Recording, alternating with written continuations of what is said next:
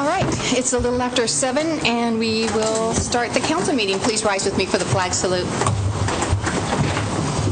I pledge allegiance to the flag of the United States of America and to the republic for which it stands, one nation, under God, indivisible, with liberty and justice for all.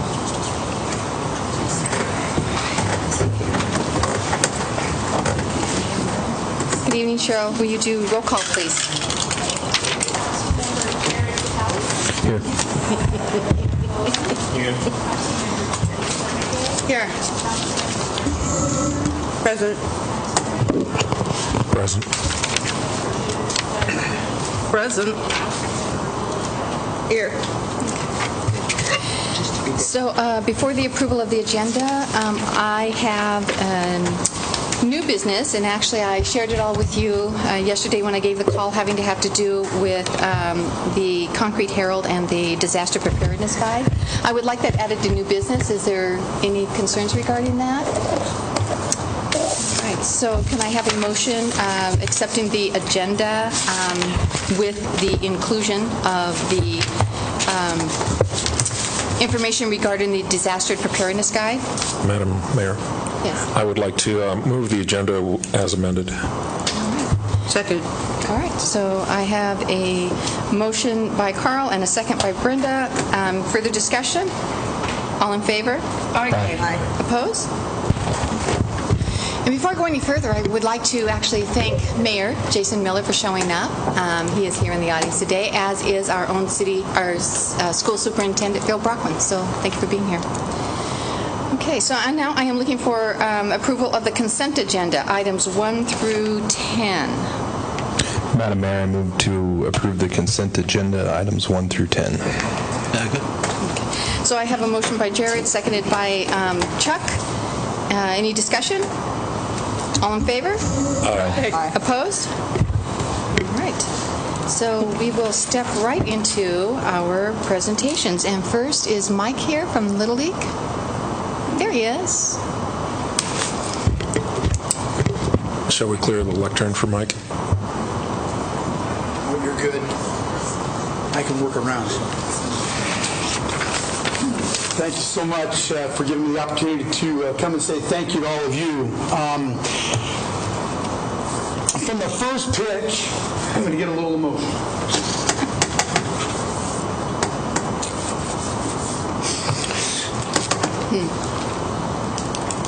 This meant a lot to me. It meant a lot to our city.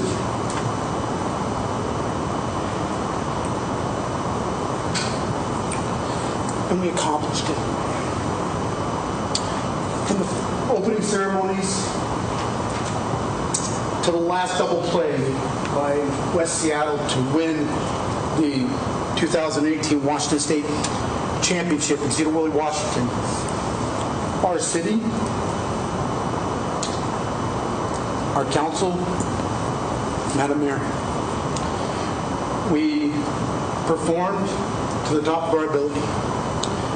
And from the things I've heard throughout the town, the things that I've heard from some of you, it was a rousing success. I received a letter from Little League National that said it was voted the greatest state tournament that has ever been played in Little League baseball. Fantastic.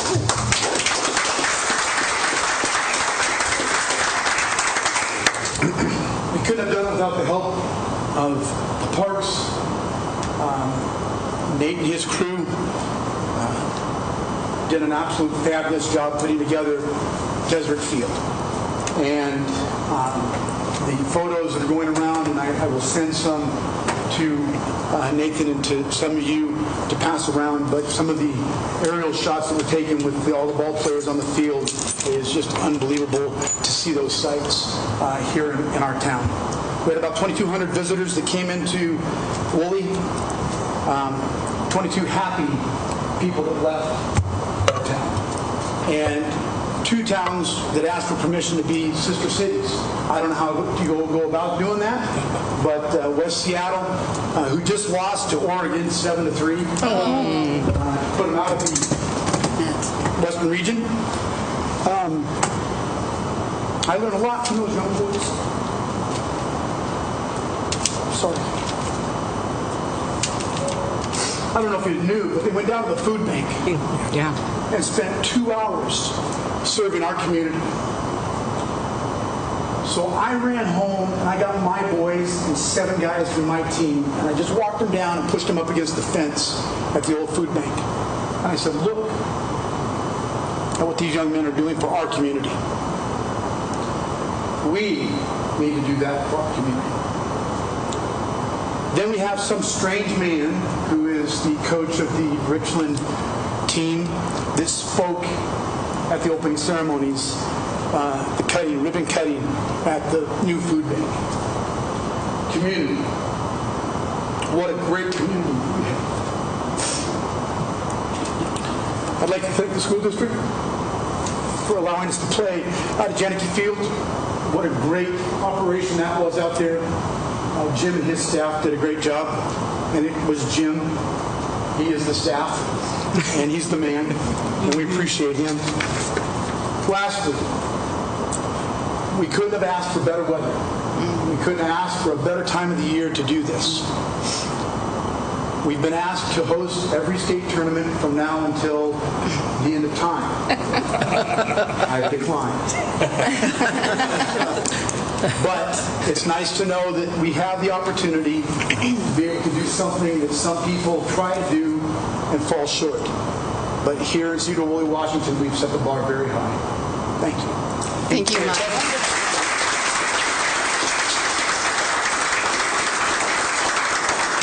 Any questions?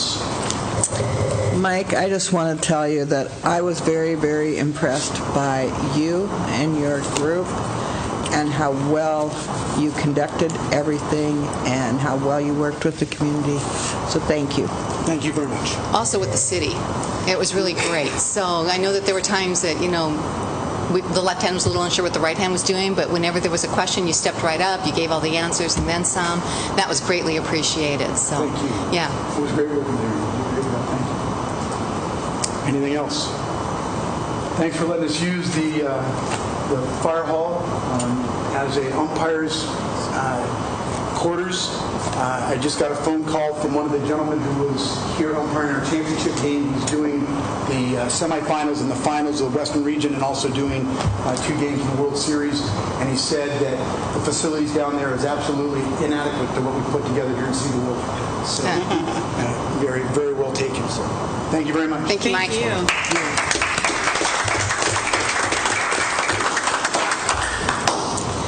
Okay, and now we have, I see, kind of a show and tell, right? Presentation regarding the bags.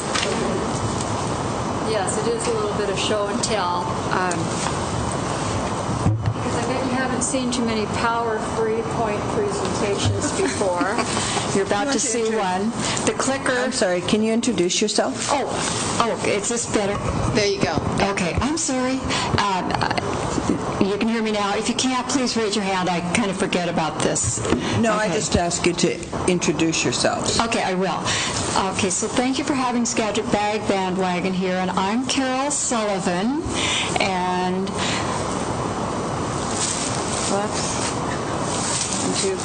this is not a fashion statement. This is a plastic infinity scarf, and it is not a fashion statement, but what it does say is that we are in what I call the plastic age. Put it in front of that? Yes. Okay, so we're living in the plastic age. In 1950, when I was in kindergarten, there were my clicker. Yeah, there's my clicker.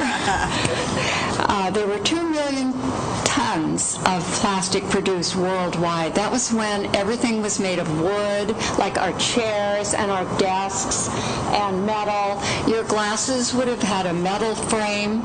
Milk came delivered in a bottle, several of them on the porch, in glass bottles. And we read paper books. We didn't read books in Kindles or on iPads. So things have changed a lot. So fast forward to 2015 when my granddaughter was in kindergarten, and now there's more than 448 million tons of plastic produced. There's been a very sharp increase in that production in just the last decade. So fully half of the plastic that's produced every year is meant now to be used very briefly. Actually, it's more like 70%, really. You use it very briefly, and then you just get to throw it away, okay? Things have changed a lot since I was in kindergarten. So now the most common single-use plastics that we use briefly and throw away are bags, bottles, cups, and straws. The number one consumer item in the world, Peggy's holding one right there, it's a plastic bag. Everybody from every place uses a plastic bag to bring their whatever home in. So if Target were to tie all the bags that they gave away in the United States every year, just like I've done my scarf, they would circle the globe 7 times each year. That's a lot of single-use plastic bags. So, click. In America, every year, we use 100 billion single-use plastic bags. About 44 million of that 100 billion is consumed in Skagit County, with Sedro-Woolley having about 3.5 million bags. Now, you're seeing some bags down here. These are from a 3rd grade class in Burlington, and it's just 6 families, and actually part of that is on display elsewhere. So you get the idea that there are lots and lots of plastic bags being used. 3.5 million. It's a lot. And sadly, only 1 in every 200 plastic bags is ever recycled. That's according to EPA statistics, their figures. So it means that 50 billion water bottles every year are consumed in the United States, and only 15%, that little green line over there, it says 20%. Okay. 15 billion or 20%. Whatever. Most of them end up in landfill or other places. They do not get recycled. And the straws, 500 million straws are used every day in the United States. 500 million. That's enough to fill 125 school buses with squirming, giggling, jostling plastic straws. A lot of straws. So here we have a material that's made from oil or natural gas, non-renewable fossil fuels that we use very briefly, and then we just throw it away. But the thing is, this material, plastic, is unlike any other material the world has ever known. And please note that I am talking about the half that's meant to be used briefly. I'm standing on plastic. We're probably sitting on plastic. We're wearing plastic. I'm talking into plastic. So there's lots of plastic that we use more than once. I'm talking about the half that doesn't get used more than once. So made from oil or natural gas, non-renewable, used briefly, then thrown away, and it's unlike any other material the world has ever known before. It's cheap, it's versatile, it's lightweight, and it's virtually indestructible.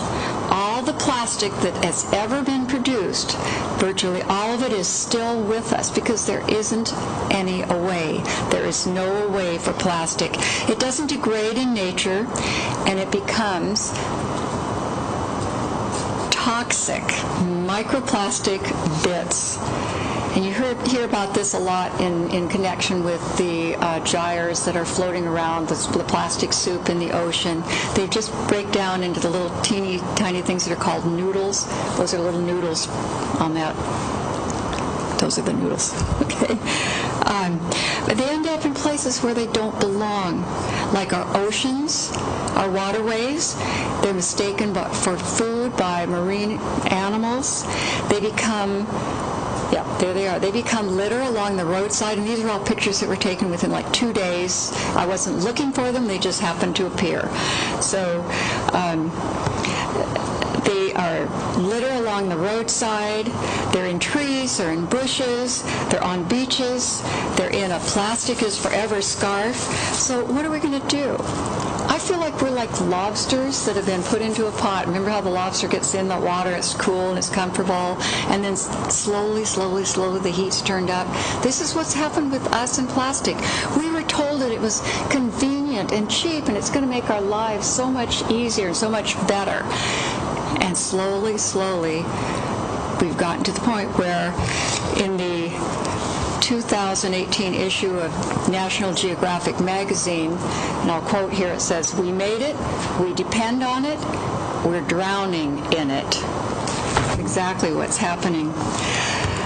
So when your bathtub is becoming filled with plastic and it's starting to overflow, what are you going to do?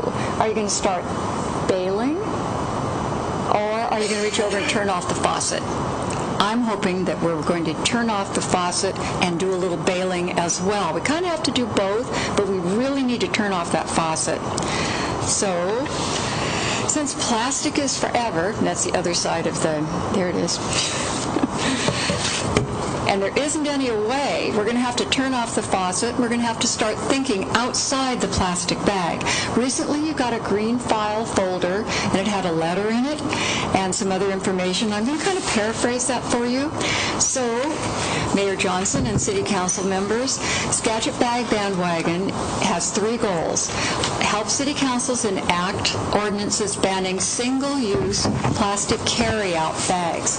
And that's what we have here.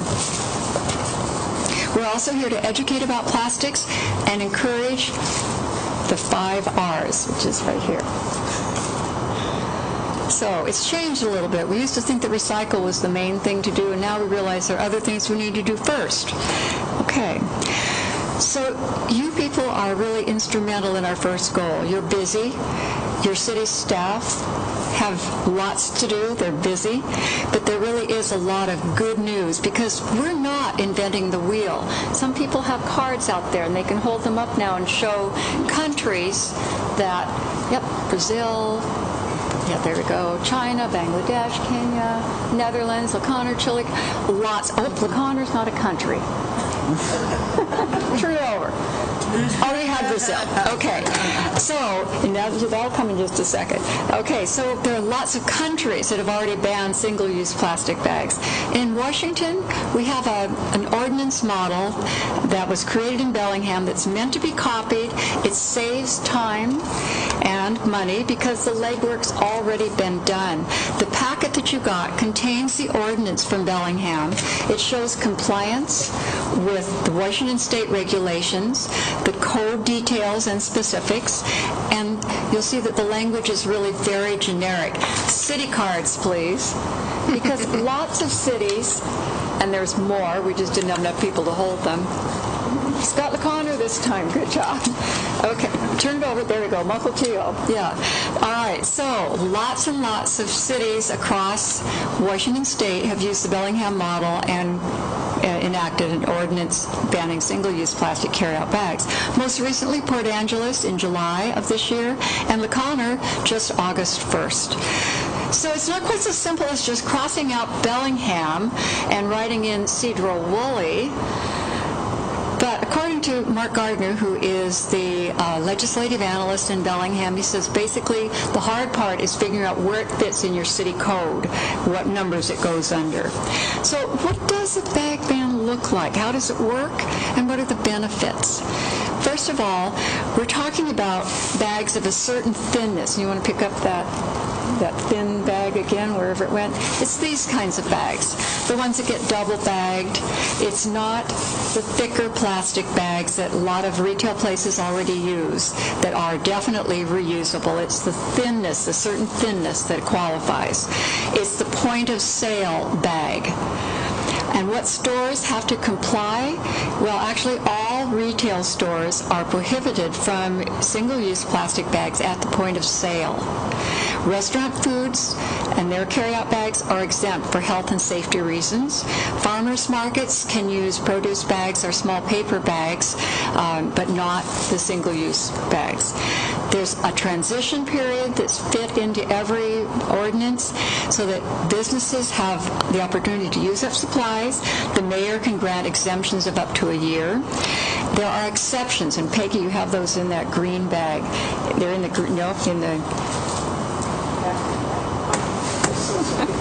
That's okay. So in there, she's going to pull out some of the bags that are exempt, like produce and meat bags, newspaper sleeves, boxed bags that are on the shelf. There's a produce bag. Well, there you go. That one right there. There. Okay, those things, there we go. She also has my plastic audit stuff in there, so it's a little confusing. Okay, so those things are exempt. Dry cleaner bags, produce bags, meat bags.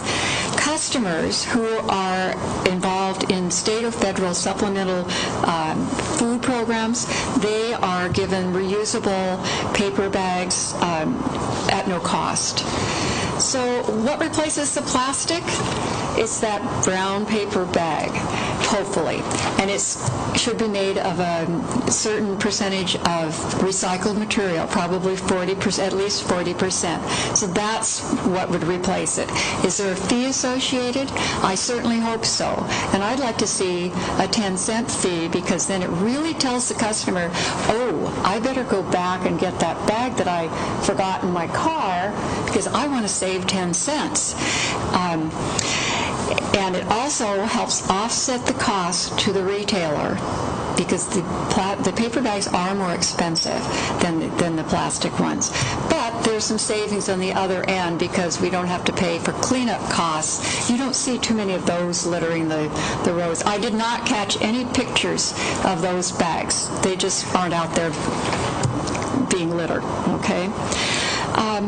As far as the larger chain stores go, their corporate offices already know how to deal with places that have a bag ban, so it really isn't a problem for them. They just want to see things stay the same so that it doesn't change from A is Anacortes, we have to do something there, B in Burlington, we're doing something different there, C in Concrete, oh my God, it's different there too, Sedro-Woolley, they have something entirely different. No, everybody kind of has to stay on the same page, and that's why the Bellingham model is a good example, because it keeps everybody in line so that it makes it easy for those people who deal across counties and in different cities. So do you need enforcement of this? Well, not according to Mark Gardner in Bellingham. He said they have no compliance officer. He said that educating retailers and the public was really key to compliance. Once people understood why it was needed and how it works, that there's really no problem. Skagit Valley Herald article just recently pointed out that your recycling rates are going to be increasing in Sedro-Woolley because China's national sword policy has decided that we are not good recyclers and they will not accept our dirty recycling. So your rates are going to increase. We will have to become better recyclers, but first we need to learn to refuse. Let's pull that one out back again. First, we need to learn to refuse single-use plastics. And again, I'm going to call on the National Geographic, because in here it shows 6 things that you can painlessly, I like that part, give up. The first being, give up plastic bags.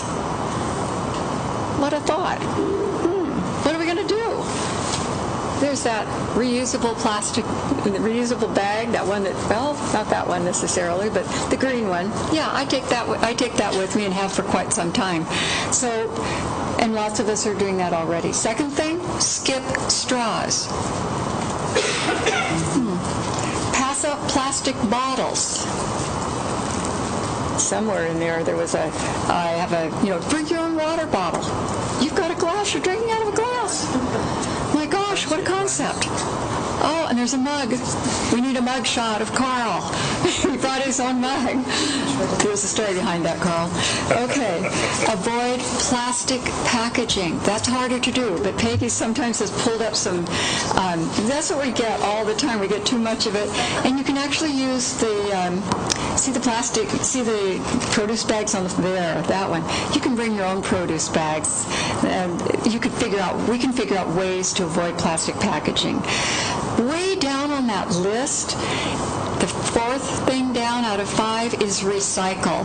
What we don't refuse to use, what we can't reduce, what we can't reuse, then we turn to recycling. And I think you're going to find in Sedro-Woolley you're going to be down to a very narrow limit of what you can recycle for a while until we learn to be better recyclers. Oh, 6th thing, don't litter. But that one we knew already, didn't we? Okay, so Skagit Valley Co-op had a really great issue. You have copies of that. Some of you do.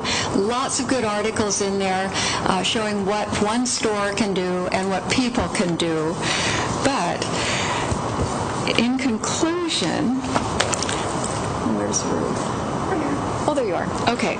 So make sure she's ready. Okay. So really, the time is right for a bag ban ordinance. We're not like the lobster. We're not boiled yet. And we still have that opportunity to turn off the tap. So with an ordinance that is made to be copied, it would make it easy for your city council, your city administrators to draft, and easy for you to vote on, too. Skagit Bag Bandwagon is ready to help with education during a transition period. I just feel that future generations really deserve us to be environmentally responsible. So at this point, Skagit Bag Bandwagon and the 2,600 people that have signed signatures of support are asking you to consider enactment of a single-use plastic carry-out bag ordinance in Sedro-Woolley. So we'll undo the trashing that we just did, and thank you so much for your time. We do hope you will take this into consideration. Thank you, Carol. Yeah, it's great information. And I happen to have had the opportunity to see Plastic Ocean. You have. Oh my gosh, that is enough to really make you question what are we doing. Yeah, and if you want a 13-minute, go to YouTube, in 13 minutes, Bag It Part 1, the free part. It has Dutch subtitles, but it's also, it's all in English, it's just Dutch subtitles, which makes it kind of interesting. But that'll tell you in 13 minutes what I've taken 13 minutes to tell you too. But the time really is here, and I feel we have the responsibility to help our planet, help our world. Thank you so much. Well, thank you. Thank you. I'll pick this up if you give me a minute. Okay. Thanks.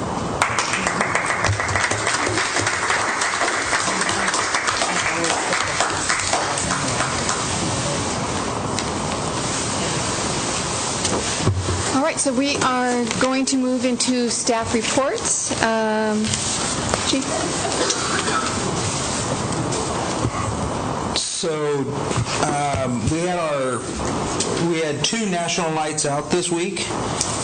One was on Sunday at the park. I think that went really well. One of our front office staff had the idea of taking Otter Pops because it was nice and warm, and we had them on ice and we're handing them out. The only downside of that is everything in our department was sticky for a couple of days, but we got that all cleaned up. We're going to try to get a little bit more organized on this national night out. We had another neighborhood that wanted to do it last night, and they had a pretty good turnout as you were there, and probably twice as many people ended up showing up before I left. So we're going to try to get more into better organization for that.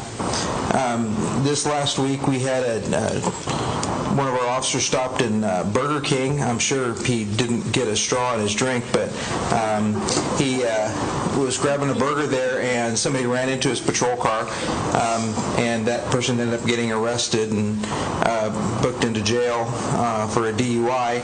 I haven't seen the estimate for our vehicle yet, but fortunately he had insurance. And some folks may have seen a couple of our patrol cars last Friday heading into Burlington. They had a subject who's been on their radar making threats against the police officers and the police department's very dangerous, something of a constitutionalist, doesn't believe that there's any authority over him. Burlington found him, and he barricaded himself in a vehicle, and they went over to assist on that. So we did have officers helping with traffic control over there for a little while and barricading that, or getting that subject out without any incident. We're doing a lot of Facebook updates and posting. We're finding that we're getting a lot of really good feedback from the public on our Facebook posts, and I think people are really appreciating when something's going on in a neighborhood that we're getting stuff out, and we're going to try to keep that up. I got a couple of dedicated folks that are doing a really good job of putting stuff out on Facebook. Sergeant Eaton and Officer Katie Wilson are Facebook posters, but I think we're going to try to expand it a little bit and get a little more involved, and we're trying to schedule some posts to get information out. What we're really trying to do is making sure that the public knows that if there's something going on and they have the ability to get onto a social media site, that they can find some information from us if it's going on locally, so that way we don't have to get the word out is really the best way of putting it. So we're working hard on that. And the 30th of this month, we're doing our big Cascade Middle School, Sedro-Woolley High School drill for a active shooter and then a reunification. One of the things that we had a lot of help with last time, apparently some of our city council went out and talked to folks in the neighborhood, and that went over really well. So we'll get you the information, we'll get that to the mayor, and the mayor can farm that out exactly when and what we're doing. But it's going to be the afternoon of the 30th. We're going to be doing our event at the middle school. We're going to have students in there, and we're going to have officers and fire department and all that. They're actually going to bus the kids from the school after we deal with the drill for the active shooter part, bus them over to the school for the reunification part of the drill, which is actually drilling the school's response to a crisis. So we're trying to get that twofold. It'll be a pretty big event. The school district's got Krista Salinas Company working on that, so that should be an interesting event. If anybody wants to come along and watch, just get a hold of me, or get a hold of somebody at the school. We're welcome to have you all there. We might make you run down the hall screaming or something like that, but we're hoping to have a whole bunch of participation from the kids. And did you want me to say anything about Dean's absence, or were you going to mention anything on that? You go ahead. Okay. For those that didn't know, the fire department had one of their firefighters seriously injured in a motor vehicle accident yesterday.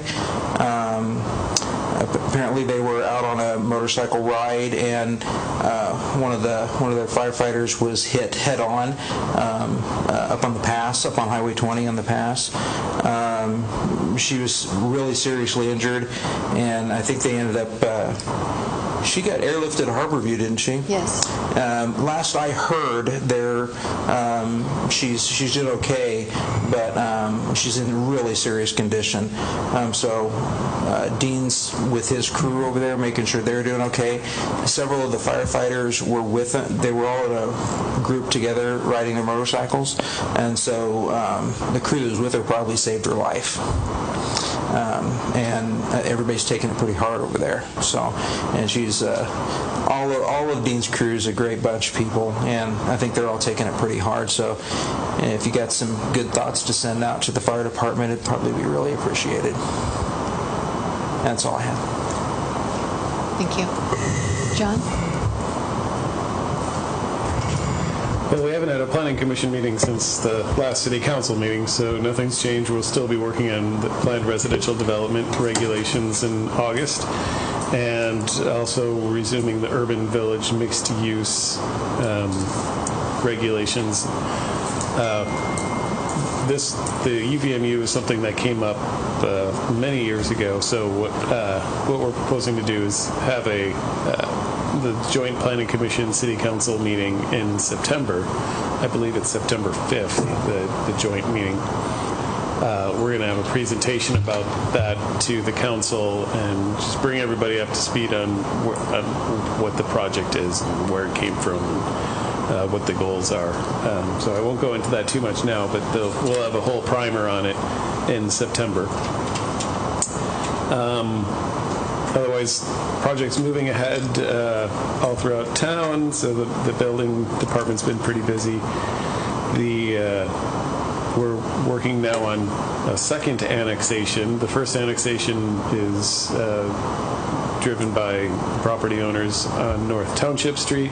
We're just waiting for them to submit the proper petition materials, and then we will be having a city council meeting on that. They're waiting on their contractor to provide them data. The second annexation is the city-owned property adjacent to the Union Cemetery. It was the property that the city obtained from the Riggles family. So 5 acres of that we'd like to bring into the city. So we'll begin that process. That's a lot easier process because it's a property owned by the city used for municipal purposes, so it goes through an entirely different process than the other annexation that has been going on for almost a year now. So hopefully that one will go through really quick. We're just getting started on that. So I'll keep you posted as we go forward with that. And I think that's all I have for you tonight. Thank you, John. Mark? Thank you, Mayor. In your packet tonight was a memorandum, rather lengthy one, that gives you an update on most of the things that Public Works is up to. I hope to start doing these more regularly rather than taking up so much of your time with the reports have been given, and let you read through those and then ask me questions on those. I'll just touch on a couple of highlights as a result. Fruitdale Road, if any of you have been up there, sidewalks are pretty well poured on the east side and the curbing is in. They're starting on the roundabout area next week. The slide repair up on the north of the entrance to Northern States Swift Center, most of the backfill's been placed. The wall is mostly complete. They'll be starting to do guardrail and stuff like that in the next week or so, and moving on to the rest of the road work after that. Project is probably about a week or two behind schedule due to some poor soils or having to dig deeper than we thought on the repair section. You approved change order number 1, which recognizes that additional work beyond what we had in the bid documents, so we've resolved that. The SR20 lane widening and sidewalk project, they paved most of that lane widening today. If you drove out that way, you no doubt had some delays coming through that. And they're grading on the sidewalk. They actually expect to finish that work several weeks early. Right now they're projecting last week of September to be done with that. Nathan's crew is going to start their overlay projects in various places around the city.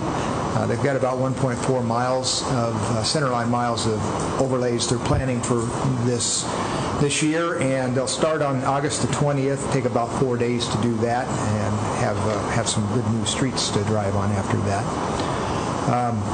You awarded with the consent calendar tonight the State Street Overlay Project. That one had some challenges to award, as you probably noticed in reading through that.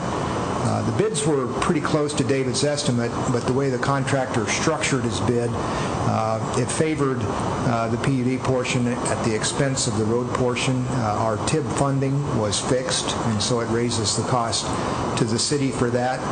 As you read in the memo, we have the funds to build that, and we need to move ahead because of the other factors, including the BNSF rail removal, which we don't want to take that pressure off of them to get that done this year. And that removal is going to include Ferry Street as well. So that's one of the reasons, the other one being that it's just time to get it done. West Bennett, West Nelson, and Beatty Sewer, you also approved going to add on that, and so that will be advertised on the 16th and bid, and you'll have that for possible award on September the 12th, and we'll have that one built this year also. I had an extensive set of notes on the wastewater plant. That's fairly complex, as you know from my reports on previous nights. Just to say that we're going to bring an amendment to Brown and Caldwell's contract to you at the 22nd meeting, which will move into the next part of that design. I'm expecting to get from them their preliminary design for the first 3 items that were identified in their report yet this week, and we'll be taking that out to add for construction sometime in the next month. We would anticipate on that. That's pretty much it. And if you have any questions, I'd be glad to try to answer them. Any questions? Thank you, Mark. Aaron? So the first item I've got is with regard to the report that Lynn gave. That firefighter is one of our residents and also a part-time employee, and we'd like to get authorization from the council to open up shared sick leave to support her recovery. So if council would be amenable, a motion to authorize shared sick leave would be appreciated. Do we have a motion? Yeah, I would like to make that motion to authorize shared sick leave for our injured firefighter. All right. Second. I had a motion by Carl, a second by Jared. Any questions for Aaron regarding this? All in favor? Aye. Opposed? Great, thank you. Then just 2 updates from me. First, I suppose, is on the EMS system. We have our kickoff meeting tomorrow for the transition planning through the county as we work towards a January 1, 2019 go-live date. Of course, the EMS levy is passing, and it doesn't appear that there would be enough ballots out there that any logical trend could change that outcome. So that's exciting news. So really the significant amount of work ahead is to fully develop the contracts, and that's the purpose of the transition meetings, is for the county and the cities to work together on the deliverables that will be paid for during this levy process. So that kicks off tomorrow, and you're going to see items coming to the council pretty consistently. Later tonight you've got the ambulance fund ordinance. That's a piece of the puzzle. I anticipate at the next meeting I'll have a contract for you to award to an architect to begin designing the addition of quarters for firefighter paramedics here at Sedro-Woolley Station 1. And it's just going to be a pretty steady progression of activity between now and the go-live date. On the library front, we're continuing to work. We're at about 60% design, and 60% design followed the 30% that you saw on the library board, the community saw. 60% is just fleshing that out in more detail, making sure that the spaces work. And I think the big deal at 60% is that's the first outside cost estimate touch point. We found that the 60% that's been drawn exceeds our maximum allowable construction costs, so that's the effort right now, is to figure out how to pull that back enough to meet the MAC, so we can continue going from 60 to 90% and bring that back to the city council, the board, and the community to see. I'm still very enthusiastic about the project. It is frustrating how much money it costs to build these days. But it's going to be a cool library, and that's where we're at as of today. So are there any questions I can answer for anybody, EMS, library, or otherwise? I have one question for you. On the library, is it something that we could look at, like maybe making it a little less wonderful inside and then add to that later, or do we have to really build it all at once? Well, it depends. What do you mean by wonderful inside? Well, I mean, some of the things that have been pointed out, is do we need this or do we need that? And I'm like, yeah. But on the other hand, if we have a monetary issue, maybe it means that we get the construction to where we've got a building, we've got some great, basics, but we don't necessarily follow up with all of the wonderful elements that were like the science lab, and I want that. Right. But I'm just wondering if those are things that maybe we put aside till some other time when we have some additional funding for it. So, the overall budget is pretty high. I mean, we're about $8 million when you look at the all-in budget for the project, and the maximum allowable construction cost is about $4.4 million. And what goes into that is essentially everything that gets paid to the general contractor to build the building and do the earthwork around the building and associated improvements, sidewalk, sewer connection, those sorts of things. So that's the number that we're dealing with right now. So to answer the question, to be really specific about it, not, for example, furnishing a room or outfitting it with equipment doesn't affect the MAC, because those funds are going to be coming from the library district as part of their independent commitment to the furniture, fixtures, and equipment line. So what we're really dealing with is, do you want acoustical ceiling panels or, T&G finished wood? Do you want a 12,000 square foot space or an 11,000 square foot space? What kind of entry features? So it's getting down to the level of how much does this piece cost and what trade-offs have to be made to get to the MAC. And of course, the MAC itself is a fixed number, but these cost estimates are a moving target because they're estimating. That's what these people do. They're professional estimators, but they're estimating today in August of 2018 for a project that will be bid in March of 2019, and they estimate to the theoretical midpoint of construction. So, it's a little, there's some contingencies that also have to be addressed. But I mostly just wanted the council to know that, that's the process that we're in right now, is developing the 30 into the 60, trying to get the 60 moved to the 90 so we can get back to you. But, we need to have a project that we can build at the end of it. And, it's really easy to want to add features. I love adding features personally. It's so much less fun to try to figure out how to value out features, and that's kind of the conversation we're having right now. All right, thank you, Aaron. Doug? Well, I think, Aaron, I had one quick question just on EMS. At what point will we know what kind of funding or, how much money we're going to get from the county for this? Yeah, so excellent question. We have a pretty good idea right now because the theoretical models that we've been talking about provide that information, and that was pretty essential information for us to know in doing our threshold analysis. But the specific down to the dollar brass tax number, I'm hoping that we'll actually have a draft contract that's got those blanks filled in within the next 30 to 45 days. And I say that because we have to start with this 1/1/19 date, and we back up from there. And in my mind, we need to have employees committed so we can be outfitting them with uniforms and everything by probably November 1, which means we really need to be doing the hiring process by October 1. So there it is. That's about 7 weeks from now.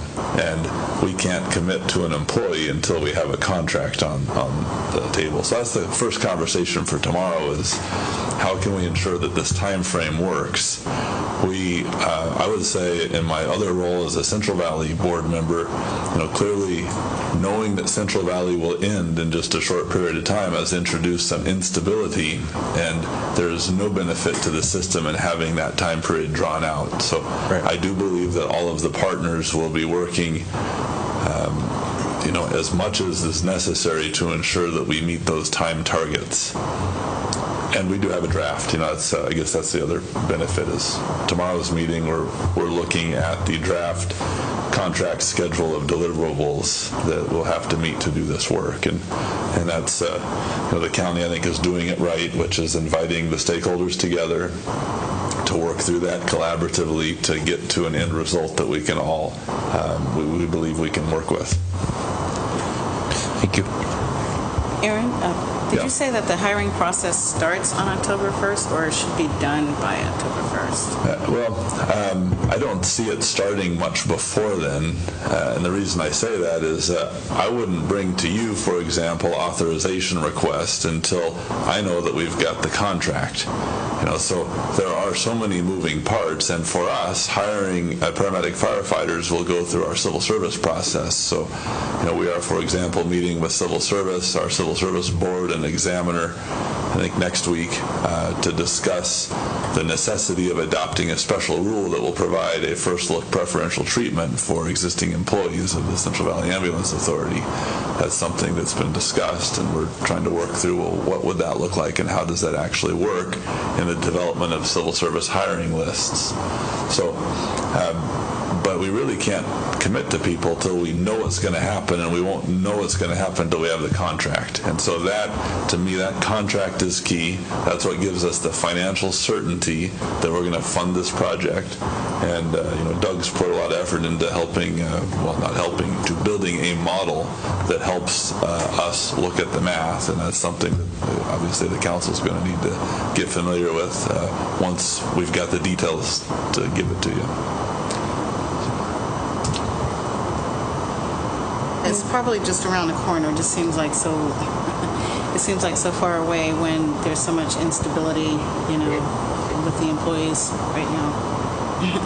Yeah. So. No, I mean, in a perfect scenario, we would be having that conversation with the personnel right now, so people could have in their minds, well, this is where I'm going and this is how it's going to work. I would love to offer that comfort and stability. We don't even have a salary range developed yet, so for us, we're working actively on that as well, and we'll be bringing that to council at the appropriate time. But all these pieces, that there's a significant effort being expended to make this happen as quickly as we can. I just think realistically getting a contract that could be it's a multi-million dollar, multi-year contract is going to take a little bit of time to get that. And I guess the only other thing I would add is, the specific interests here. The county really wants to have a contract that has more detail than the existing provider contracts that will ensure more and better service uniformly throughout the county. I think that's a shared interest. We on the city side want to ensure that we have the stability of funding and the flexibility to operate within our systems in a way that will work best for each of the different cities. So bringing those two interests together, I think will create a very strong system, but it requires some real thought at the front end. And that's where we are today. Thank you. Anyone else? Okay, thank you, Aaron. Doug. One last thing. I just wanted to mention, I couldn't help it. I posted that you all received a presentation from the bandwagon tonight, and I'm getting a lot of feedback on Facebook. So if you're interested in knowing what the community thinks without having to go knock on the doors, just take a look at the city's Facebook page. I think we're up to 18 comments in the first 20 minutes. Oh, that's fantastic. So you get a little testing of the waters. I will say the theme so far is, can you get us a good grocery store first and then worry about banning the bags? So, sorry, Food Pavilion, but that's just what I'm seeing on the screen here. All right. Doug. I can go. All right. Yeah. Thank you, Mayor and Council. A couple of comments tonight. One is we're now into our budget season. What that's involving right now is I'm working diligently to put together a budget calendar for you. And there are three different pieces to the calendar that I am developing right now. The first is, of course, the budget, and walking us through the public hearings and the process. When they wrote the RCWs, the state laws about budgeting, they must not have looked at a calendar, because sometimes it does not line up very well. So we're working to make sure that when we hold our city council meetings, our workshops, and our public hearings, it does match what the state guides us to do. So we're pretty close. We're probably 95% of the way there, and we'll probably be seeing that in the next day or two coming out. The three different pieces that we'll have in there is the budget, we have the Lodging Tax Advisory Committee. This is the lodging tax money that we give out in grants to different organizations each year. We have that process outlined. In addition, the third leg is the property tax and utility rate discussions that come up each year. So I'll have within the main calendar I'll give you, there will be 3 sub-calendars, one for each of those processes like that, so you can see the steps we'll be taking to have those discussions. So I expect to see that in the next couple of weeks, or next couple of days, excuse me. And speaking of lodging tax, we did send out a request letter for grant applications this last week. So we should be getting those in. I think September 5th is our due date to have those back in. So that will go quickly, and then we'll be bringing that forward to you for consideration. We will have to go through the step of appointing members to the Lodging Tax Advisory Committee. It's also called LTAC sometimes. We'll get to that step. We'll take those applications to them, and then they will make a recommendation back to City Council for you to consider. A lot of other things we have going on. I'm looking at doing a request for qualifications for investment brokers. The state investment pool is a pool that is run by the state treasurer's office down in Olympia. And it's a pretty secure, very secure place to invest money. However, in a rising rate environment, they're a little slow sometimes to catch up with the rest of the market. So it is a time right now, the state pool is paying about 1.98% on our investments. Compared to where that was a year or two ago, that's hugely better. But the market at 2-year Treasury right now is up around the 2.6 to 2.7 interest rate range. So you're looking at 0.7, or about 70 basis points. It's called differential. It might be worth our time to talk to some brokers and see if we invested in federal agencies, if we can do better on our investment portfolio. That could mean anywhere from $10,000 to $15,000 more a year in investment earnings. So that's one of the things I want to take a look at and see if there's some good opportunities for us there. And lastly, it's also the season of modeling, it seems. We have things like the EMS levy, the library, and Aaron talked about the construction numbers. In addition, solid waste. We've been talking about that. So finance and the team are putting together a lot of information to be helpful to you in making decisions in those areas. And that's the end of my report. All right. Thank you, Doug. Jared? I just have a couple quick thank yous, nothing dire to report on. I left the meeting early last meeting, and I wanted to thank Jermaine for excusing me, even though Aaron pointed out I didn't need to be excused. I appreciate the thought. And I also wanted to thank the mayor on July 31st, my birthday. The state of Washington laid a police officer to rest, and I thought it was, I was very delighted to hear from the mayor that she extended a letter out to the fallen officer's mayor and just sent our thoughts from the city, and that meant a great deal to me. So I just continue to ask everybody to keep Officer Diego Moreno's family in your thoughts, and that's all I have. Thank you, Jared. Chuck? No, I have nothing. Okay. Glad to see you back, by the way. Thanks. Yeah, you were missed. Here, here. Jermaine? I just had a clarification from the last meeting.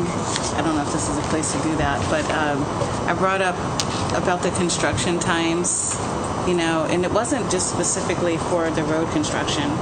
I thought that was for just citywide construction, like even construction on homes or whatever. That's what my understanding was, and so that's kind of what I was talking about when not just, the state project.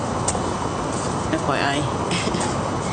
Yeah, well, so with the state project, I actually exempted them from those construction times. So under the code, that's one of the fun things I can do is exempt people from the noise ordinance. But it is supposed to be for a compelling public benefit.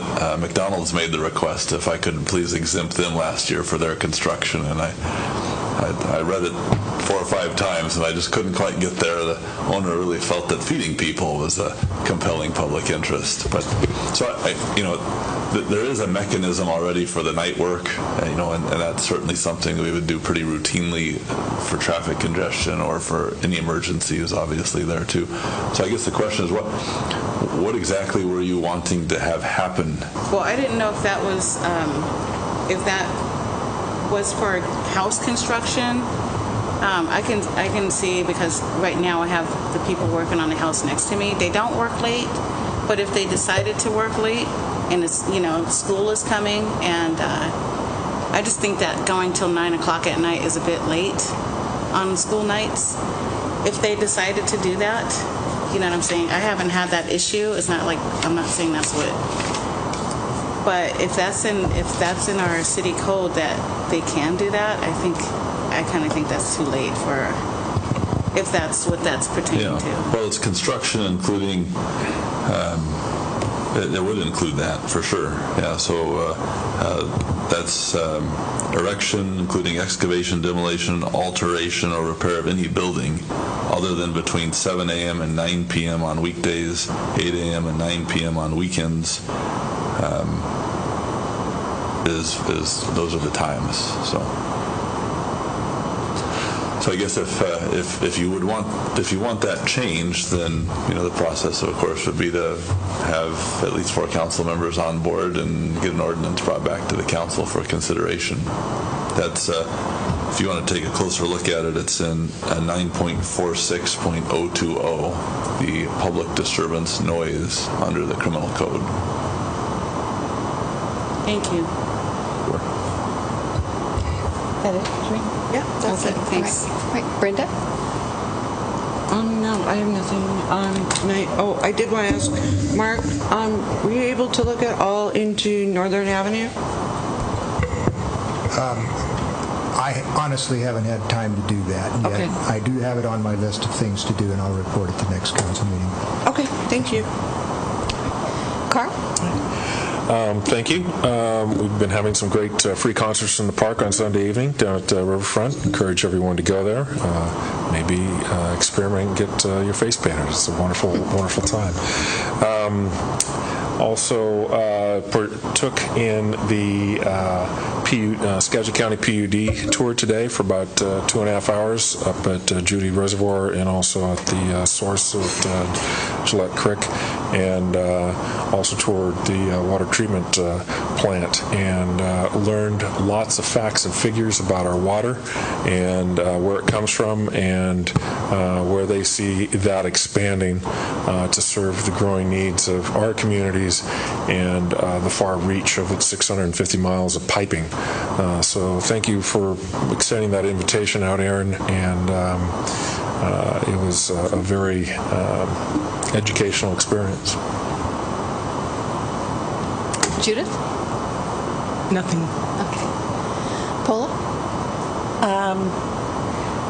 Just attend the fair, go out and support the Sedro-Woolley Chamber of Commerce Beer Garden. I'm sure you can find something there that would tempt you a little bit.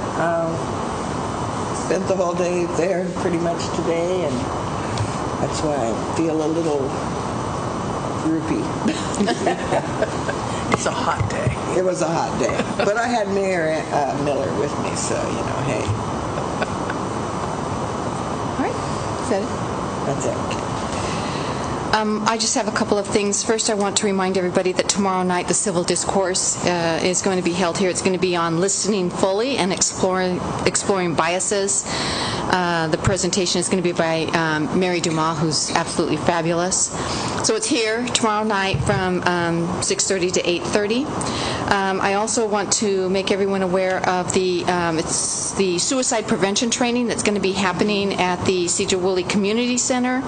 That's going to be on Monday, the 13th, from 3:30 to 5, so an afternoon event. And I believe that's on our website, so you could look it up there if you wish.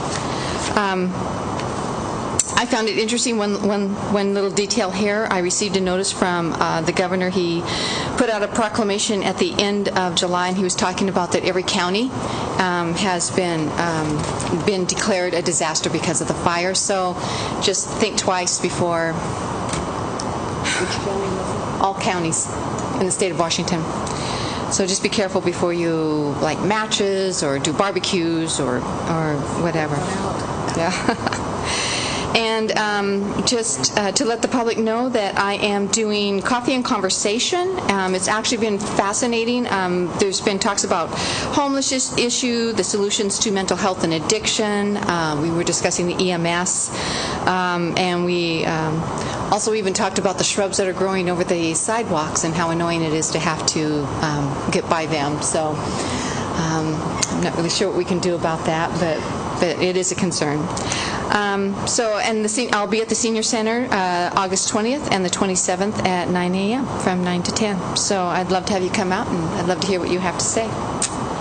So that is it. I am moving now on into a proclamation myself that I have made. And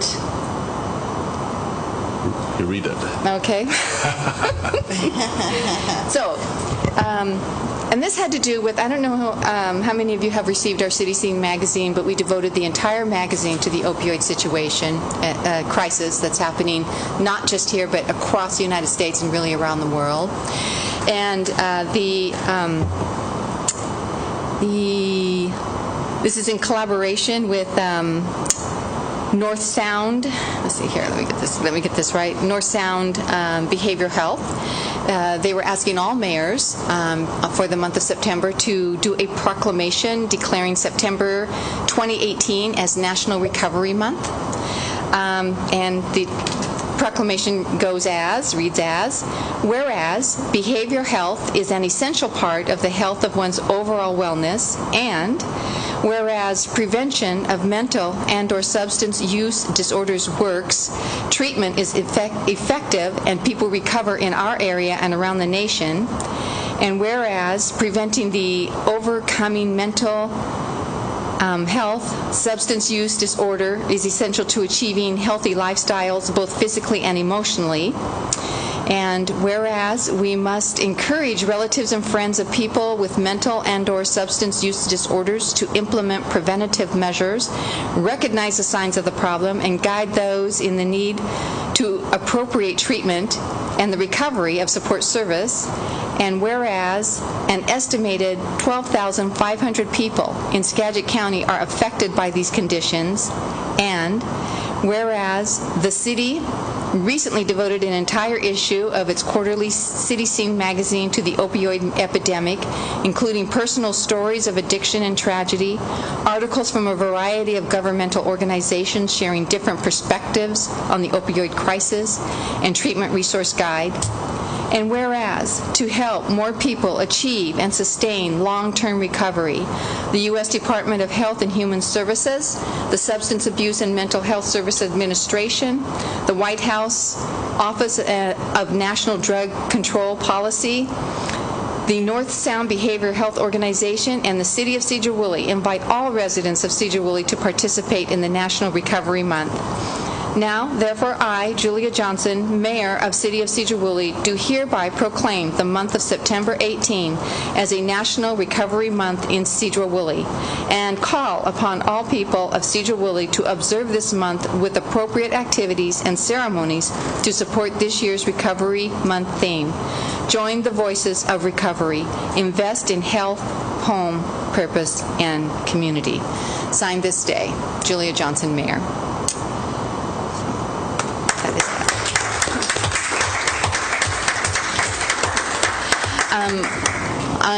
On another note, I was actually up at Pioneer Center North today, where actually one of our councilwomen works, and it was really a great program. They were talking about the pilot programs that they are putting into place in addition to the treatment that they already do there, and it's quite exciting. And I have invited Hillary to come. Hillary, I can't think of Hillary's last name. I don't remember it either. But I've invited Hillary to come. She's coming in October the 10th, and she's going to be talking about those programs. All right. So moving on, it is now public comment time. It is 8:10. Is there anyone who would like to give public comment? Please remember to give your name and address. Yes, please come forward.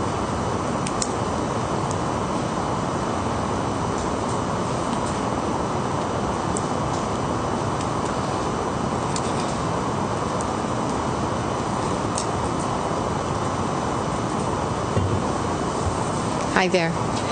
If you could give your name and address, that'd be great. Try to keep it to 3 minutes. Yeah, it'll be shorter. My name's Dorothy DeFremery, and I live at 316 Garden of Eden Road. And I had no idea that the bag people would be here today, but I had something related. There have been so many changes all over the county, and different cities have different specifications now about recycling, and there's a lot of confusion. Every year I get one of these, and they're really helpful. I post them and look at them and try to get my daughter to look at them.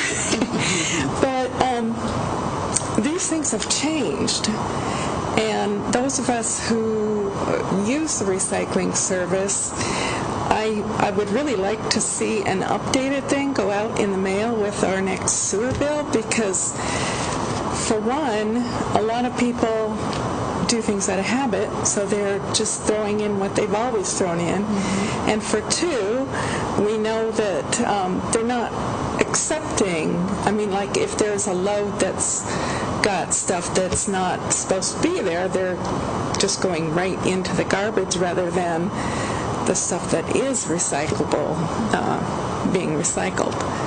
So that was just a suggestion. That's all. Thank you. I hope you do. Anyone else? Okay. Yes. Is this an appropriate time for me to? I actually have you on new business, which is actually coming up, and we can just push you to the top right now if you'd like. No, but you do what you do. All right. All right. So if there's no one else, I'm going to close public comment at 8:12, and we are on to Madam new Mayor, Yes. could I just say one thing on her? Sure. I believe there's already a plan to get that to you before September 1st. Yeah, soon. Soon. We have talked about it. Just in the meantime, the new list is on our website as well. Yeah. So up on the business is the first one is the closing portion, closing a portion of Talcott Street at Central Elementary School. This is the first reading. We actually have the superintendent here. He wrote a letter, which it was in your packet. Mr. Brockman, do you want to add to that? Would you like to add to that?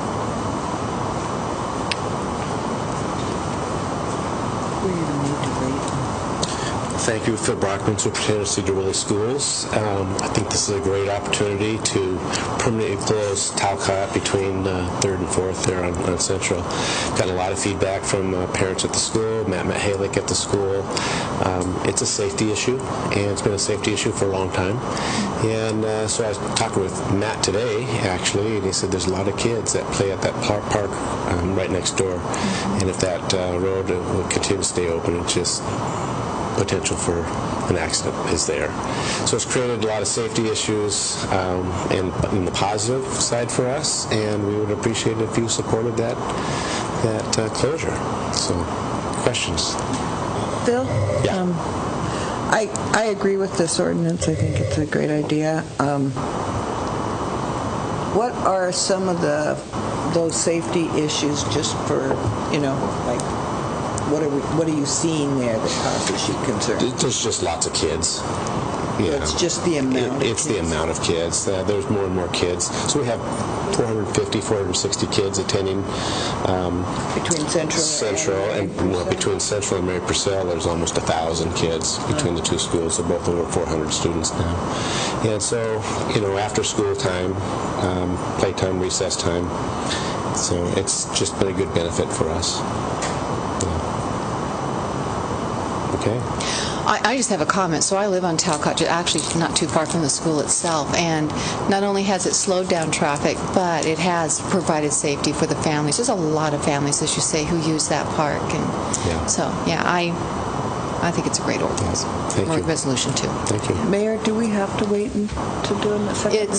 You can do what you want. Well, I would make a motion to go ahead and pass this. Okay. Second. So I have a motion by Paula and seconded by Brenda to pass ordinance 100218. And this would be to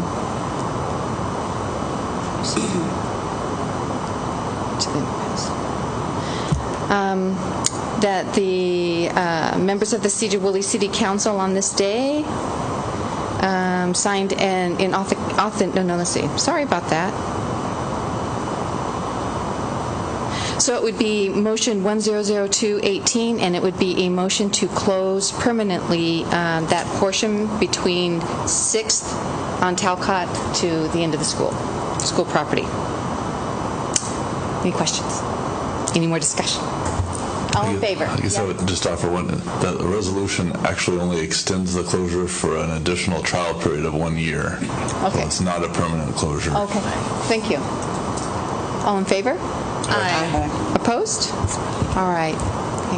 Thank you for coming. Hope that helps with the school starting time. Yeah. So, and then we also have for the second item on new business, recycling and garbage rates. Who is going to take this? We're thinking we'll ban all recyclable items, and that way you won't need to recycle. It's a refuse program. So, but everybody needs bigger garbage cans. So this is on for, we're calling it a first reading. You don't actually have the contract in the packet because we're trying to negotiate that right now. The time frame's a little unfortunate from my perspective. We, following the council meeting when the city council said we'd like to keep moving with recycling, we put out an RFP. We received one responsive request, and that request came in at about $16 a ton more than the same company had told us it would cost before we did the RFP. They're holding firm to their updated number, and the contract they've proposed allows them to change their number every 90 days. So we've got some work to do, and I think what's really being reflected here is the volatility of this marketplace is such that they're not excited about being pinned down for any period of time. The contract also only commits them to recycling if there's a commercially viable market in which to recycle. So that's something I think you all need to be aware of, is we can put it in the blue bin, we can take it in the special truck and drive it to the materials recovery facility, but we cannot actually ensure that it gets recycled. Because there's got to be somebody who wants to recycle it. So we're bumping into some issues on that front. But for tonight, just want to make sure you know where we're at, because we obviously need a contract in effect beginning September 1st. So on August 22nd, I hope to have a draft for your actual approval on that meeting. And you can see the updated numbers are reflected on page 2 of the memo. And the only other comment I guess I would make for tonight is the timing. I felt like I heard very clearly from the council you did not want to have multiple rate increases. So the approach we're recommending for you is that we would do a single rate increase in January, the normal time, and we will cover the September, October, November, December additional cost, 1/3 of this year, in either the first 12 months of 2019 or the 24 months that is 2019 and 2020. So essentially amortize that out. The county has also moved forward with their rate increase. My understanding is that's going to be a 1/1/19 rate increase. So we are looking at potentially the quadruple whammy here of the recycling going up 271%, which results in, I think, a 5.35% rate increase. If you can see on page 2 there, the tipping fee increase on the garbage side, the cost of living increase that goes into maintaining and operating the system, and you have entertained the potential of hiring an employee to work in this system, so has the quadruple potential rate impact on solid waste. So I guess this is kind of the last shot in my mind. Are we moving in the direction you want to move in? My anticipation is at the next meeting we would enter into a contract with Waste Management to provide the disposal of our recyclables, and then that would set the course for the budget process that will result in a rate ordinance. At least on the recycling piece, we'll know that. I think we have a pretty good idea now what the county is going to do on the garbage piece. So that leaves the two bogeys out there of the COLA component, and then, if you want to do a staffing adjustment, what that would cost. Looks like, Jared, you have a question? I guess the part that I'm not comfortable with is what the unknown of Waste Management and that the volatility in the contract, and I'm not willing to, I guess, I think we all discuss the importance of the program, but if we're going to end up in the situation where they can basically in 90 days raise the rate at another 200+%, then it becomes a program there's not a lot of viability in. Yeah, so I haven't started that conversation with them about what do we do. In my mind, a 90-day rate adjustment's problematic. What they've tried to build in there is either they would pass along actual increased costs of disposal or some sort of guaranteed minimum profit margin. Either scenario is problematic from my perspective. If they're not willing to move on that, then the compromise is we have the ability to terminate the contract and or haul the material to the transfer station and dispose of it at the future $97 a ton price point. But that brings into the whole question of what are you doing with the material. The city council is very interested in seeing it recycled. So at what price do you no longer wish to recycle it is really the question. So I don't know where I'm going to get with them on that. There are a couple other provisions that are problematic. Clearly there's some contamination penalties that the $500 a ton price point that I think we could be okay with. We haven't had that happen yet, but the more stringent rules, being one of the first cities to be in the more stringent rule category, I'm a little nervous about it. You can't put all your recyclables in one of those single-use plastic bags and throw it in our bin. That's not allowed.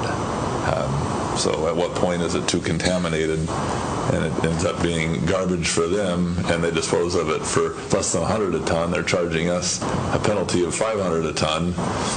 So mostly I just want you to know, in my mind, the way this should have worked is we would have put out our RFP, we would have 3 or 4 competitive bids, they would have come in really fighting to get this. Nobody wants this. That's the true answer. Leo was shaking the tree. Are you interested? Would you please put in? Nobody wants this material right now because there's just too much risk of what do you do with it? No marketplace on the backside. And that's why the price is what it is. We're going from $41 a ton to $158 a ton. So a premium of, what is that? $60 a ton over throwing it away. I guess one thing that I would like to know is, and I do want to preface this with, I fully support the recycling program, but I would like to know what kind of plan can we have in place to halt our recycling services if we get to a point that the price is, we're priced out of the recycling game, and what can we do to put that on hold, but also keep the integrity of the program to where if this passes, we can start the service up again? What kind of, contingent plan or plan B can we have in place? Well, my suggestion would be, it's tricky. I think, number one, we've got to be transparent about what we're doing, but my suggestion would be that the council identify a price point at which it doesn't seem viable to truck this material to Woodinville and run it through the MRF, the Materials Recovery Facility. And if we hit that price point, we simply drive across the street and pay the $97 a ton to throw it away. but you maintain the separate system. So we're still picking it up on different days. It's still going in different cans. We want the system to stay there, believing that we're going through a rough patch and we're going to get through to the other side. So transparency is critical. On the same time, we don't want people to start using the recycling bins as garbage, because the pricing is also very different. We could not give you a 68 or a 96 gallon toter of recycling and let you fill it with trash. That wouldn't work economically. So the rules would have to stay the same in terms of what goes in the bins. And then you give it however much time you're comfortable with. I mean, is it 3 months? Is it a year? Is it 3 years? Whatever it is to weather the storm, in the hopes that there becomes a commercial marketplace, a commercially viable marketplace for the recycled material that comes out the other end. The other alternative is you do separated recycling. That is still something that's viable. Our friends to the north, where they've got the 3 different trays and the special trucks, way more expensive to operate that, but the commodity that comes out of that system is not contaminated the way ours is. One of the questions I have for you, Aaron, would be if this, becomes what we're looking at here, can we have we had any public comment on this at all? Has anybody, like you said on your Facebook thing, you were saying that we were already getting all these posts for plastic bags. So, have we had any other comments on the recycling program, on the need to keep it going, or anything like that? Well, I did not pose the question, so, the ban bag, I actually asked the question to the Facebook world, should Sedro-Woolley ban plastic bags? And so that prompted some answers. Most of the time, I'm more passively just putting information out there. I just thought that would be kind of fun to see what people thought. So I've not posed the question. The council would have to have a public hearing prior to enacting the rate increase ordinance. And I think that's a super fair point, which is if you approve the contract at the next meeting, you certainly wouldn't have to do the rate ordinance, but it does feel a bit like a fait accompli. And if you want, we could schedule a public hearing for the next meeting about approving the waste management contract. It's a little unusual, but it would be essentially a public hearing on the rate impact that would happen in 4 months from the decision that would be made at the next meeting. Yeah, I think it would be nice to have some public comment on it. I don't want to see the program ended. That's been my position all along. However, we start talking about all these things like the plastic bags, and, I'm going home and I'm going, okay, I'm going to make sure I don't get any of those in there, and I'm going to do this and I'm going to do that. But that's me being a little more diligent at it. Are we getting enough diligence out there for other people to be putting that effort into keeping our recycling program going? Because it's going to require people to do their share too. Education. Definitely education. Yeah. Education. Yes. Come to the podium. Can you give your name and address as well, please? Susan Goss. I live at 818 Sterling Street, and I love our recycling program. We have great people that work for the city. I think a lot of it. I read the stuff that just came out saying it's going to change and the rules are changing because China doesn't want it because it's contaminated. Okay. I looked at the stuff. I don't have a lot of plastic in my house. We use the cloth bags. We have our little totes. But my God, so much of your food comes in plastic, and you try to read it to see, is this recyclable or not? And it really becomes very burdensome for a caring consumer. I keep thinking, why can't we look at the cost of going back to the separated recycling, which I hated. I hated having the 3 tubs in my house. It was just a big footprint.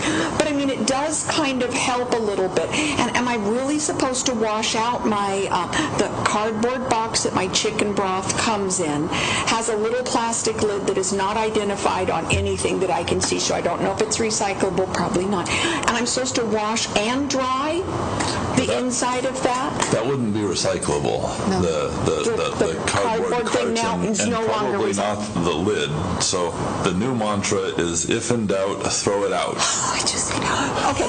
So when you're telling them what the cost is going to be for things like the insane charges that Waste Management wants, can you also look at what would be the cost of converting back to the separated, which I think would give us a little more success for having less contamination that none of us are trying to do, but for God's sakes, it's really kind of a challenge. I think that helps to simplify on the consumer end, you know, what I'm supposed to do, which more likely than not is going to be throwing things out I don't want to. But you know, if you offer that as an option, they can look at what the cost will be, because if you go the waste management route, everybody's going to be carrying a huge burden that we never know if it's going to increase or not. Thank you very much. Thank you. Yeah, and so a couple of things. One, the old separated model, and Doug could probably has more recent information. Very, very expensive startup because we'd have to buy a new truck. You know, so the truck we bought, what was that, 2 years ago to do this recycling becomes a great garbage truck, but not so great on the recycling side. We also would have to replace all of our toters. So you're looking at, you know, the triple toter, you know, a triple stack for 4,000 customers. So 12,000 of those have to go out, and all the ones we bought 2 years ago have to come back in. And then you're still limited to those to this items, you know, these items that are accepted. So we could probably come up with a bit of a swag on that, but it's, you know, it's tough. It's a tough one to come up with economically, just because it's a fundamentally different system. You know, in terms of the cost of transitioning to the household separated model. Yeah. Thank you. I just wanted to say that wasn't this year, but last year at Woodfest when I did that recycling thing, people really wanted to recycle and were kind of going out of their way, chasing me down with their cans when I would go grab the bags. And when I separated that stuff, I didn't find a lot of, I don't know if it's because I physically was telling people sometimes, like, oh, that will go in there, or sometimes people aren't paying attention and they put it in the wrong one. That happened.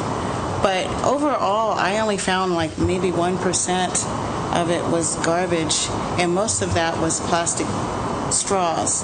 Like, people probably thought they were recyclable.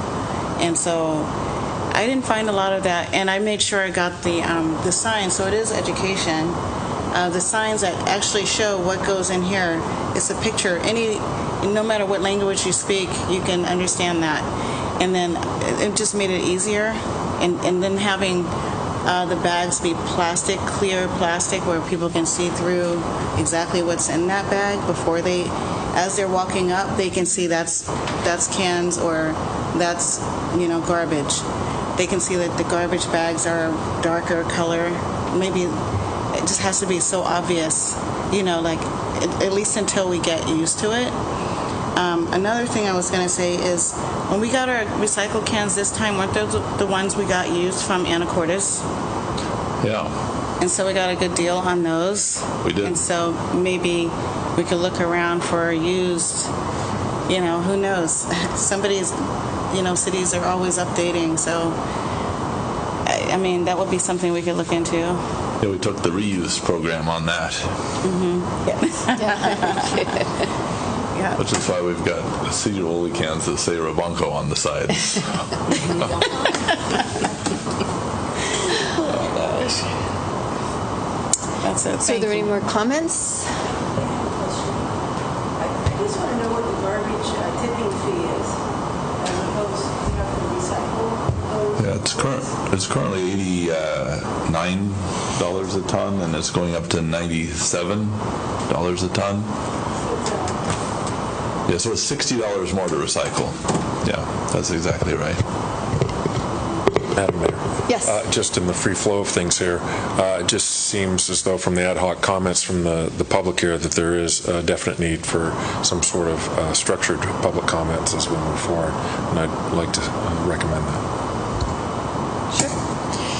So we can go ahead and do this before the next council meeting? Is that what you're suggesting, from like 6 to 7, or do it during the council meeting?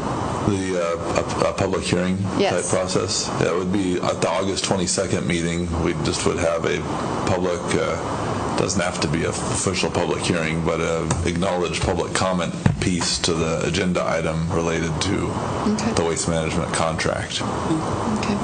Yeah, we can note that up that way. Can I clarify here? So I on accident throw my chicken broth container in the recycling. The waste management charges you an arm and a leg to haul it down, and they say, oops, there's this in here, and they take the whole thing and they dump it in the garbage, and then they charge you $500 because I believe it's a percentage. It would take more than just you, but if you and your neighbors do that and throw a few dirty diapers in while you're at it, then yeah, that's exactly the scenario. So, I'm a property manager. Madam Mayor. And I had a house where we loaded up all the recycled into the garbage, and then I personally sorted it out, and they called the city, and was there any kind of fine for these people for doing that, for loading up? Because the city of Sedro-Woolley wouldn't know. No, right. Okay, thank you. Yes? I move the agenda. Yes. So, there is no action tonight. This is just first reading, and we will have a public hearing, or at least comment available to the public at the August 22nd council meeting. So, thank you, Aaron. Next up is the ambulance fund. It's an ordinance, and action is requested. What's our next ordinance number? It will be ordinance 1903-18.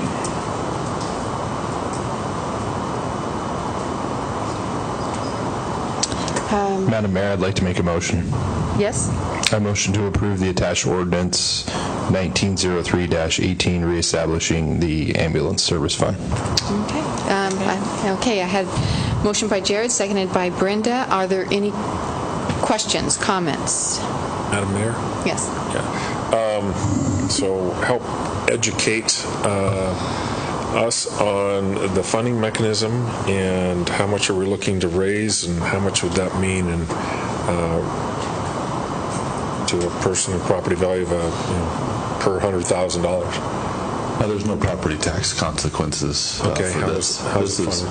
This is actually just creating the fund into which the revenue would flow for ambulance transports, as well as any EMS levy dollars that come from the county to the city. Okay, so we're creating the coffee can.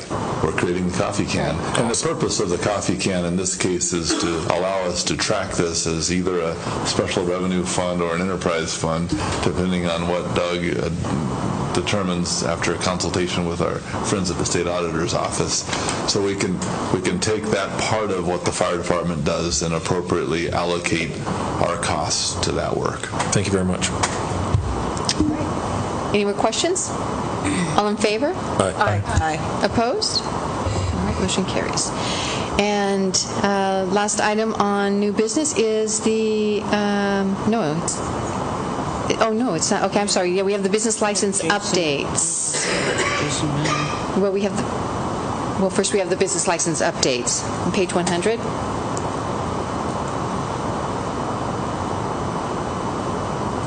Looks like that's done.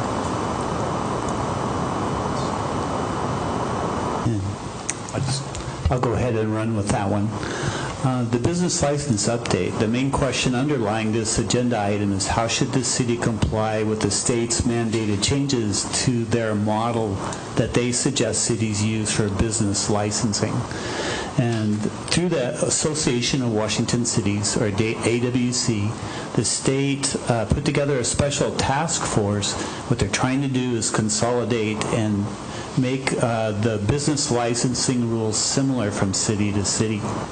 Currently in Washington, there are two different ways you can do business licenses. One is, as a city, you do it on your own. You have it in your codes, and your staff manage the applications and the issuing of licenses. And the other, such as Sedro-Woolley, you're a member of the Business Licensing Partnership group. It's called the BLS. That's with the state of Washington. And that way, someone, if they want a Sedro-Woolley business license, they go on the state's website and they can register there. So it's a little more efficient, but you have to conform to those state formats and things for business licenses. So this model changes that have come up, this was a result of that AWC Special Task Force. We would have to comply with this by October 17th because we're a member of that BLS group. Those that are not, they have a little later in the year to be able to do that. But what the model would have us do, there are two different pieces to it. The first component of it is they have a definition of what engaging in business means. And you would think that would be somewhat of a simple explanation, but they did take 2.5 pages to try to describe what that is. So in your agenda packets, pages 110 through 112 are just that definition in itself and the different components to that. I believe it's section 3 of that talks about businesses that would be subject. Section 4 addresses other businesses that would not be, or other activities that would not be considered engaging in business. So it's a pretty complicated list of rules to follow, but they are mandating that cities incorporate that into their municipal codes. The second piece that they're suggesting, or they're requiring actually, is looking at businesses that are from outside of the city limits doing business in the city limits. And looking at the threshold of $2,000, if those businesses are not involved in activities that go over $2,000, then we have a choice. Those outside businesses under $2,000, we can either still require them to get a business license, they just don't pay a fee, or we can say, don't even bother getting a license. We'll just exempt you from the process entirely. So that is a decision point we'll have to make there on what we would want to do. So we're working on right now on incorporating these mandated changes into our city code. While we're at it, it's the perfect time for us to have a discussion. Is there anything else we want to do?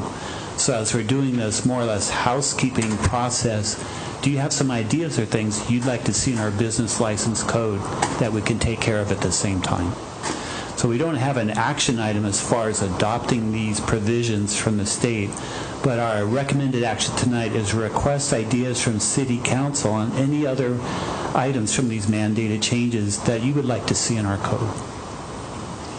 I guess specifically, I'd be interested in your thoughts on our very complicated mobile vending ordinance that causes us much grief at Cheryl Smiling at the front counter and generates not a whole lot of revenue, but a lot of consternation. So is this something that we could either email to you, or is this something that you want us to have discussion at a work session, or what are you looking? Really, that's up to council and how you would like to have those conversations. As long as we meet that date of October 17th, and I can have that into them, we have a little bit of time to do that. If you have ideas, if you would like to email those to me, I'll compile those and then put together a master list for all council members to see. All right. Could we get possibly, Aaron brought up one issue, Doug, would it be possible to get you and your staff to collaborate on maybe changes that you would like to see made that would, make your jobs a little easier, things that seem outdated, or something that we should look at that would help you guys out? Sure. Okay. One other thing I would ask Doug would be, can we see what, right now, I know that the basic fee is $35, but can we see not a list of them, but how many businesses are paying $35? How many are paying that $1,000 for the mobile vending license? How many are paying I know it's like one. It is one. And then, so there's only 3 categories. There's the 35, there's the 200, and that would be for our bar, alcohol serving establishments, and our fixed mobile vendors, and then there's the 1,000. So yeah, we could, you could pull that report, right? Yeah, I think we could get that number. That would be good. Thank you. So maybe as you're thinking about this and reading through it, and if you have questions, email Doug and see, or even Kaneet. Okay, and perhaps this is something that we could actually look at the first work session that we're having in September. That would be good. Yeah, could do a roundtable at that point. All right. Okay. So, and then last but not least, we have. I have before you, it was actually emailed to me by Mayor Miller from Concrete, and this is a request from from him and your Concrete Herald, right? So he's developing a 16-page disaster preparedness guide. It's to be inserted in the September issue of the Concrete Herald, about 5,000 copies to be distributed. And he wants to do an additional 5,000 copies that will be distributed to town and city halls and chambers of commerce for further distribution. So the request here by Mayor Miller is that we, as a council, sponsor this by giving him giving $100. Did you want to speak to this at all, Jason? Would you like to share more about what this is about and why you are developing this? Yeah, I'll share the why really quickly. I've been lurking on Facebook for the past couple of years, and there's an appalling lack of knowledge in the upriver communities about what to do when any kind of disaster happens. Flooding is the number one thing. People hear a siren go off and they're just like, what's that? The worst case scenario, well, it got to the point where you're probably aware of PSE's new sirens that are up there. Well, they were also doing a test.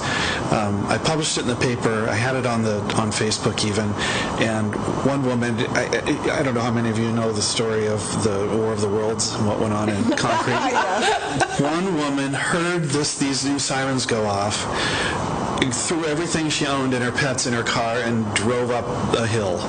And also grabbed a homeless man, literally shoved him in her car, and off they went. And and I was like, oh, and then so I want to do what I can do to help educate people so they're not making poor choices. And this is a really good start. It'll focus on the major stuff that could happen, beginning with the most probable, which is flooding, which happens virtually every year, every winter. Something floods, landslides, and then it'll go from there.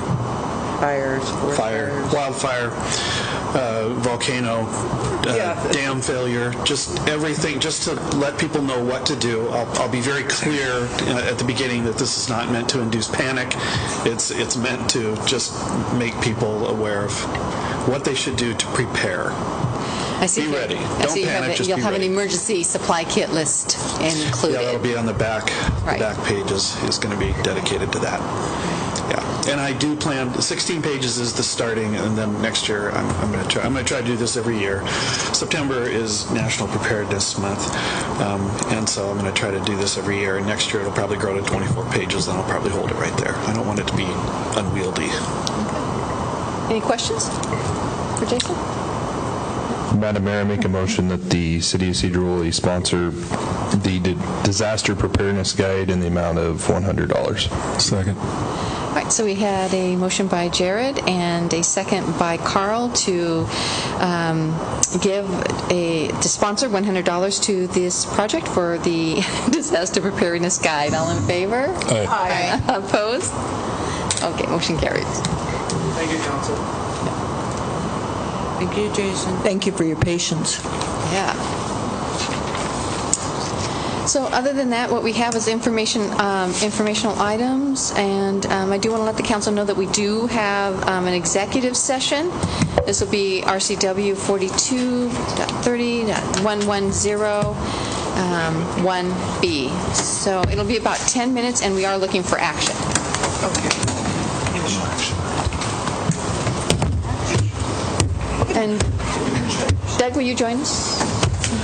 And it is 9:03. I am looking for a motion Madam Mayor. to adjourn. Move to adjourn. All right. Second. All right. We're adjourned.